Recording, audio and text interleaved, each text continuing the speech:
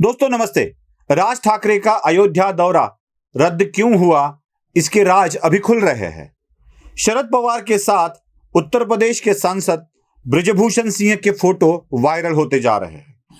शरद पवार जिस जिले से है उस पुणे के मावड़ एरिया में जो भी कुछ कार्यक्रम हुए, उन कार्यक्रम में सांसद ब्रजभूषण सिंह शरद पवार और उनकी बेटी के साथ दिखाई देते हैं। महाराष्ट्र नवनिर्माण सेना की ओर से इन्हीं फोटो को वायरल किया जा रहा है और बताया जा रहा है कि षड्यंत्र यहां से रचा गया है। ब्रजभूषण सिंह वो व्यक्ति है जो राज ठाकरे का अयोध्या आने पर तीव्र विरोध कर रहे थे। कह रहे थे कि आने नहीं देंगे, अयोध्या में बहुत सारे युवक खड़े रहेंगे और जो भी कोई मराठी आएगा उसको सरयू में डुबाया जाएगा, ऐसे भी कहा जा रहा था। लेकिन राज ठाकरे ने अपने दौरे को ही स्थगित कर यह बता दिया कि मैं उस षड्यंत्र को जान चुका हूं और उस ट्रैप में फंसना नहीं चाहता था। क्या था वो जाल, क्यों ब्रजभूषण के फोटो वायरल हो रहे हैं? महाराष्ट्र में कुश्ती का कार्यक्रम होता है। उस कार्यक्रम के लिए उत्तर प्रदेश से एक सांसद शरद पवार के साथ आता है। अब सांसद लोगों की पहचान होना स्वाभाविक है।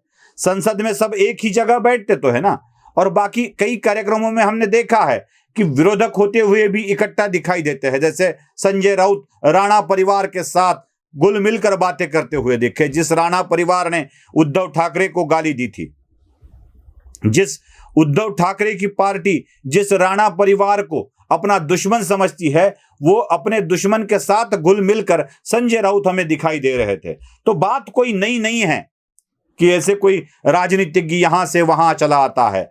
ब्रजभूषण शरद पवार के कार्यक्रम में आए, इसका कोई अचरज हमें नहीं है, उसका आना स्वाभाविक था। ब्रजभूषण आते तो है, लेकिन उसके बाद जो कुछ भी बातें करते हैं उसके ऊपर ध्यान आकर्षित करना जरूरी है। राज ठाकरे हिंदुत्व का मुद्दा लेकर आगे बढ़े और उसके बाद ब्रजभूषण ने राज ठाकरे को अयोध्या आने देने से इनकार किया। कहा कि हम उसका विरोध करेंगे, क्योंकि राज ठाकरे ने महाराष्ट्र में उत्तर भारतीयों के खिलाफ मुहिम छेड़ रखी थी और जब तक राज ठाकरे माफी नहीं मांगते तब तक उन्हें आने नहीं देंगे। यहां तक कि संघर्ष का ऐलान भी ब्रजभूषण ने कर दिया था और यह भी कहा है कि मैं अपने पार्टी से सम्मति लेकर ही ये कर रहा हूं। मुझे नहीं लगता कि भारतीय जनता पार्टी ऐसे कृत्य को समर्थन देगी। लेकिन ब्रजभूषण सिंह ने यह कह दिया और राज ठाकरे को कुछ चीज का पता चला। क्या चीज थी वो? ब्रजभूषण साथ साथ अपने शरद पवार के संबंध को भी नहीं नकारते हैं। खुले तौर पर वो कहते हैं कि हां, मेरे शरद पवार के साथ संबंध है। सुन लीजिए उन्हीं की जुबानी। शरद पवार देश के बड़े नेताओं में से एक हैं और वो हम कुश्ती के राष्ट्रीय अध्यक्ष हैं और वो महाराष्ट्र कुश्ती संघ के संरक्षक हैं।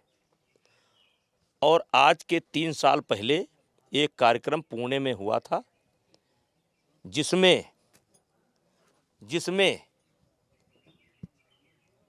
3 दिन तक लगातार शरद पवार, सुप्रिया सूले आकर के कम से कम 3 घंटे का समय देते थे और मुझे उस बात का गर्व है।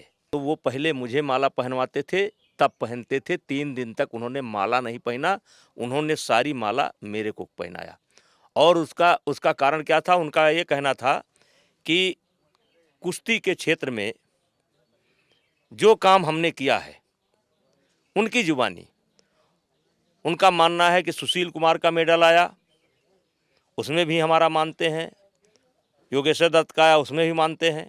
साक्षी का आया, उसमें भी हमारा नाम लिया जाता है। तो उनका ये मानना, इधर बजरंग का आया, तो उनका ये मानना था कि हमने खेल के अंदर जो काम किया उसको लेकर के वो मेरी सराहना करते थे। और 3 दिन तक उनके कार्यकर्ताओं ने जो माला पवार साहब के लिए आती थी वो माला मुझे पहनवाते थे। मुझे इस बात का गर्व है और मेरे संबंध हैं। आज भी शरद पवार हमको मिलेंगे तो मैं उनसे निगाह चुरा करके नहीं हटूंगा। मैं उनको प्रणाम करूंगा। वो मेरे लिए एक अच्छे नेता हैं, उनसे राज ठाकरे को सीखना चाहिए।